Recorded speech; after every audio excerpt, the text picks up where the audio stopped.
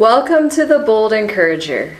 I am Rebecca. Today I will be sharing with you my story, so please stay tuned.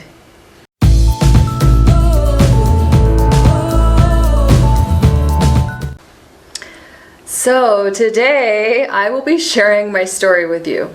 Yes, it is really hard to tell your story, I know, because it makes you vulnerable and it gives a platform for people to judge you. But you know what I've learned is that when you stand up and tell your story, somebody's heart or mind or life will be changed, because whatever you have to offer in your life experiences will change somebody else as well. So I encourage you to share your story. It doesn't have to be on a platform like YouTube or anything like that, but share it with somebody you know. Because when you are able to say to the past, you have no power over me anymore, I don't care where I came from, I care about who I am now and what I am doing now. So when you take that stance, it's like you're saying that the past has no power over you and the approval of others doesn't have any power over you.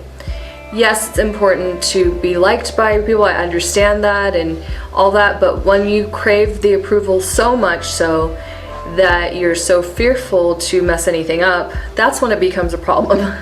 And I know this for a fact because I have always been a people pleaser. So yes, I am not afraid to admit it.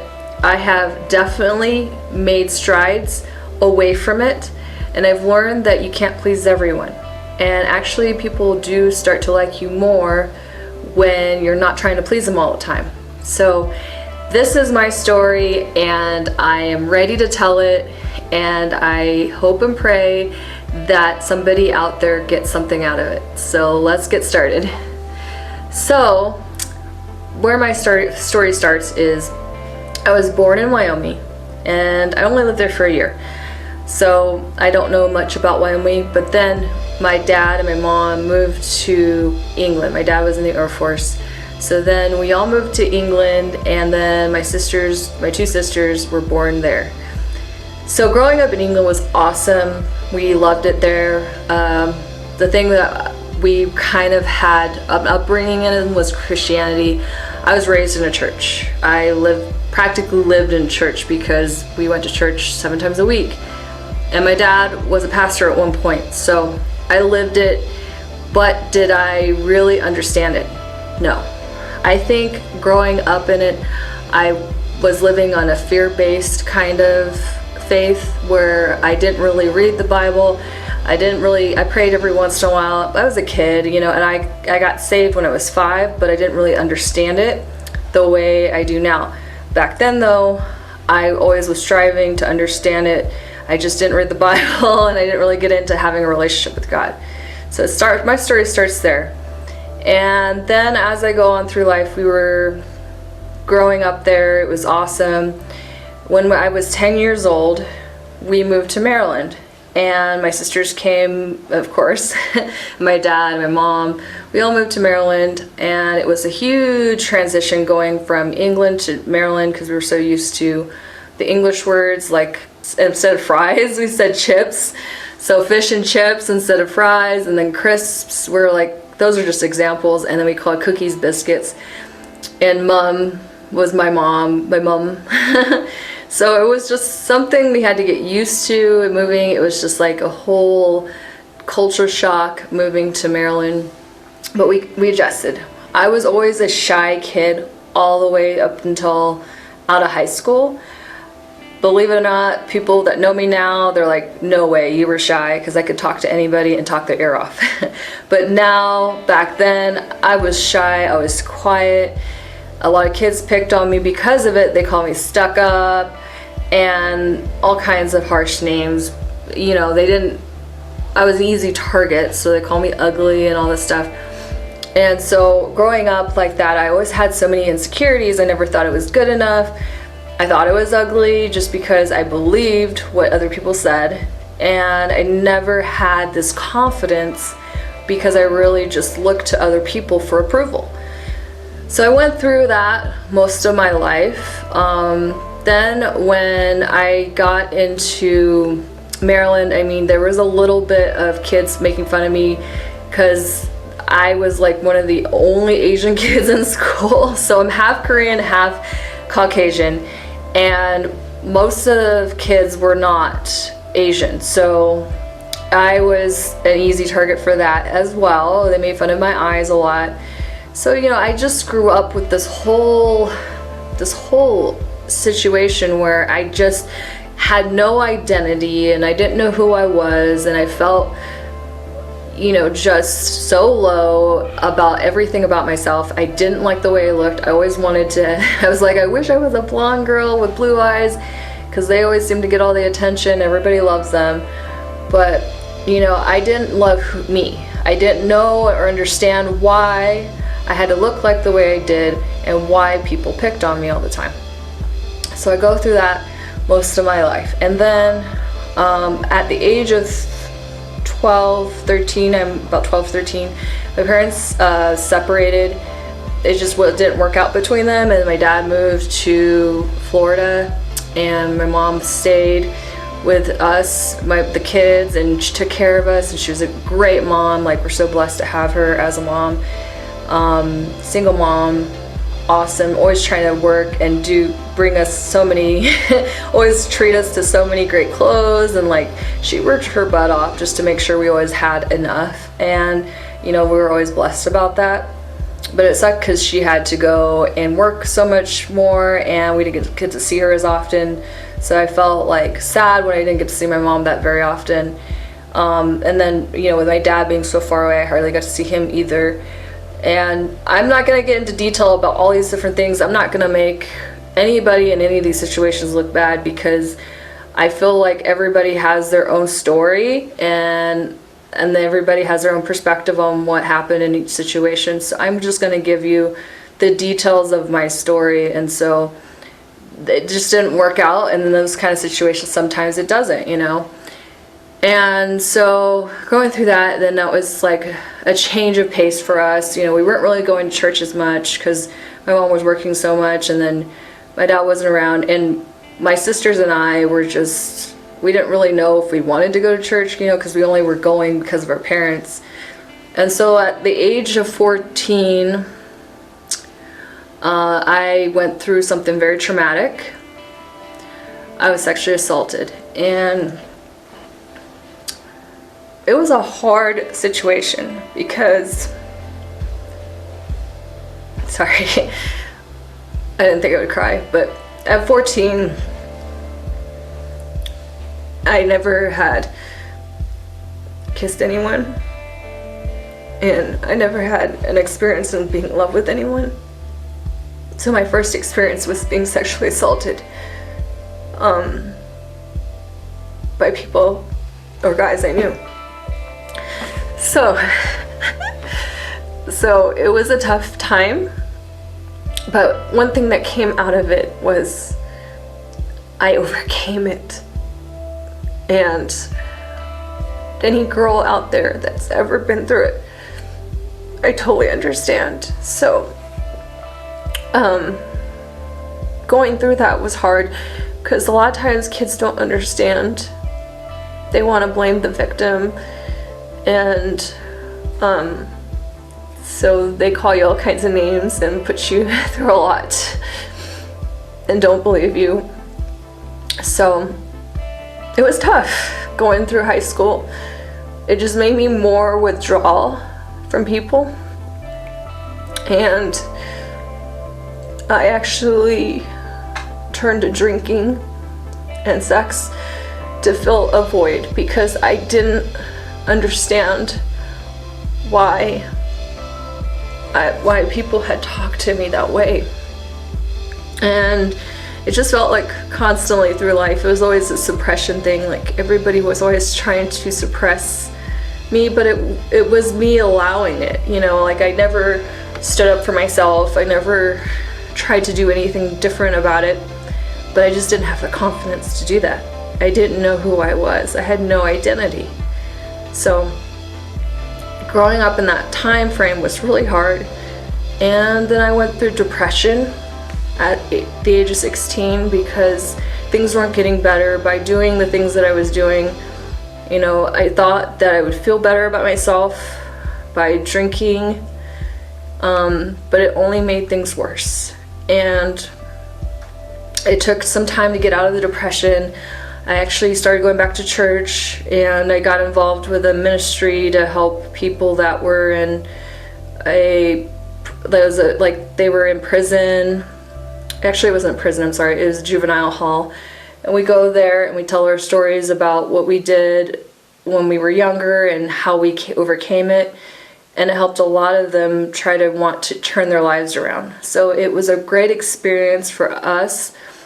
As kids, me and my sisters try to do things to help ourselves through life, you know, going through everything. But that was like the turning point for me, especially because I didn't know what I wanted to do. But after that, I was like, I know that I like to help people. I like to encourage people. So I knew in my heart that's always what I wanted to do. I just didn't know how to go about it. And so I went, you know, I got out of the depression, so that was good. So then, you know, my mom had remarried when I was 18, but he wasn't a good guy. And then we ended up leaving his house or whatever because he was just not good to her. And when I was 19, I married my first husband.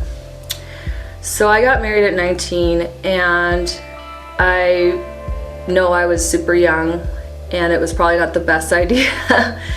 But you know, I felt like it was right. I really wanted to marry him, and we were in love and everything. And we had moved to Colorado. I'm sorry, I totally left that out. We had moved to Colorado when I was 15, and I was there till I was about 19. When I got married, it was either we got married, he was in the military, or we would probably have broken up because he was moving to Hawaii, and I was just like, oh, I want to live in Hawaii. So I was so down to move to Hawaii, and at the time I was in love, so I figured why not. So we got married, we moved to Hawaii, and it was a great experience. I loved living in Hawaii. In the meantime, I was going to college. I went to college in Colorado, college in Hawaii, and I paid my way all the way through school just so I wouldn't have all these student loans and everything. So I lived in Hawaii for quite some time. I was there until I was 24. At the age of 24, me and my husband at the time decided that it wasn't working out. So we got a divorce. And it was hard because it was like this momentum of, wow, I'm a failure, I can't make it work. I mean, we both agreed that we were too young, and we both had made some major mistakes in the marriage, and we looked at as well, we're not right for each other, and we tried, and we really tried, but deep down in my soul, I felt like a failure. Because I had such high hopes, and I really wanted it to work out. And you know, anybody that's been through a divorce can actually affirm this with me. It makes you feel like a failure when it doesn't work out. And I don't think anybody goes into marriage saying, oh, well, it's probably going to end in divorce. I don't think that's the mindset you have. Most people, that when you go into it, you really want it to work out. You want it to be forever. But it didn't work out. So I moved to California after Hawaii. I was only going to be in California for 2 weeks. I was going to visit my dad and my sister that was living there, and then moved to Colorado. Well, I was there for 2 weeks, and then I got a job, and I just ended up like I don't want to leave, so I just ended up staying. So then I met my second husband. And we were just, you know, happy and love and just everything. We didn't get married until I was 27. And at the age of 27, I started going back to church. I was heavily more into it, and then also, my husband didn't really believe, but then he started going to church and he got saved.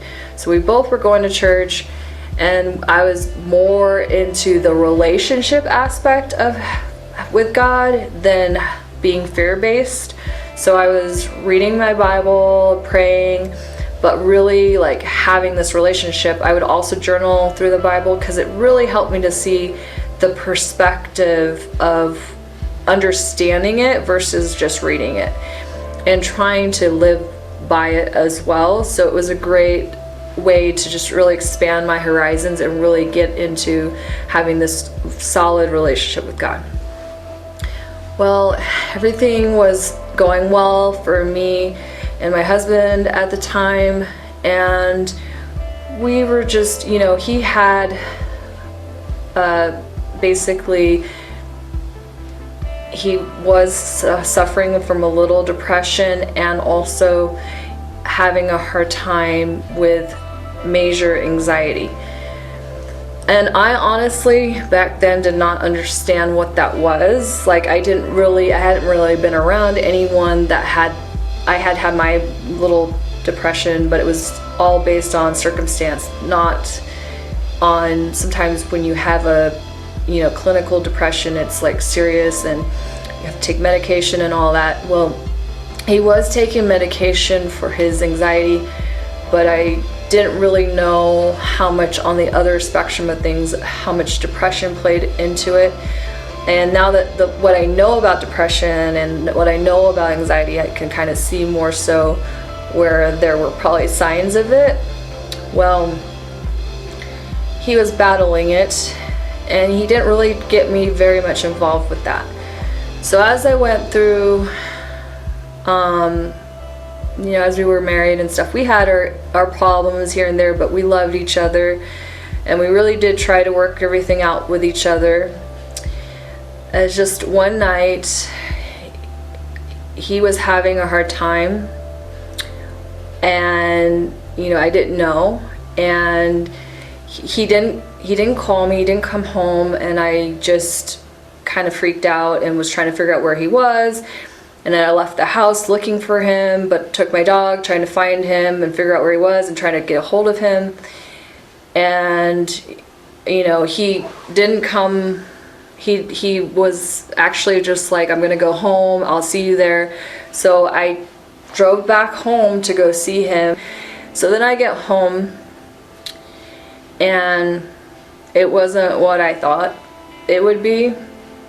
I came home and found him, and he had taken his life. And it was probably the most shocking, most terrifying thing to see.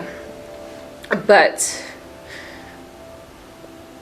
I didn't understand. I thought it was a dream. I thought it wasn't real. So then I call the family. Of course I call 911 first. And I try to help him breathe, and it wasn't working. And I knew he was gone. And sorry, you always think you're not gonna cry at these things, but you just can't help it. But he was gone, and it was just surreal. Man, I could just tell you, if you're thinking about giving up, just don't do it. It's just not, it just hurts so many people involved. So we, family members came, church members came, people prayed. And you wonder, it's like, why would God let that happen to him? I mean, you think that, I know you do, but I didn't know I don't know what battle he was facing. I found a lot of things out later on, and it made more sense. I didn't find out anything that gave me like the answer I wanted. Like there was no real true, but it was just like, when someone's fighting a battle in their head, or if they're fighting depression, you don't know how hard it is. And people will say, oh, they're selfish, they shouldn't do that. No, they're not. But you just keep looking for the signs and just encouraging, if you know anyone that is fighting depression, and you get them help. Like, I didn't know, I'll be honest, I was ignorant, and I didn't know that it was that, and I would have pressed harder for help if I had known. But he accepted Jesus before he passed, and I truly believe he went to heaven, and I had dreams that he did, so I believe that he's there and he finally got his peace. And I wouldn't say to anyone, please, this is the answer. This is not the answer, because it puts a lot of people through pain. Like, it put me and a whole bunch of his family members, we were all in pain from this, but it was just mind-blowing. So I can tell you for a matter of fact, had I not been in a relationship with God, this would have been probably I would not have been able to get through it without him. And I will tell you that life happens and things happen. We lose people. We go through loss. But without God, you suffer you just suffer greatly. You'll be able to have a peace about situations that nobody will understand. And people were blown away by the peace that I had in this situation. So after that, it was definitely a huge transition, just going through that after he had passed away and living life without him. And I had to be able to do it. And thankfully, I had God, and he just was there. He was there, and I had so many nights where I cried myself to sleep, and I had many sleepless nights. But God was there, and I wouldn't have been able to do it without him. I had so much peace, a peace that nobody could understand.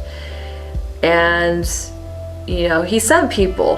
I was so blessed with such a great family support, church support. Even people that were friends of his were so supportive and so helpful, and they helped me move. I had to move out of that apartment at a really hard time, and they did all the packing and everything, so I didn't have to do it. And just the overwhelming response of love that came from everybody around me, I was blown away. It's just life, and life just is just crazy. Bad things happen, we know this, and they're gonna happen. And so it's just so good to know that we are not alone, and God will not abandon us when we need him the most. We live in a broken world, and there's so much loss, and it's gonna happen, and we just need to be enveloped in having our Savior save us. We need him to save us from all the pain and the hurt, and we need to be full of joy and love and compassion. And so I share this story with you because I am so grateful to be able to overcome that. And I also lost my stepbrother to cancer. He was 32 years old. Lost him a few years ago, and now I'm thankfully married now, and my husband, he helped too. He was very good at distracting me by going off-roading and camping, and thankfully God sent him to help me get through that really hard time as well. So God just sends people, just so you know. If you're like, where are you, God? He's sending people to you. Don't forget that. And he will help you through these hard times. So don't give up. Just don't do it.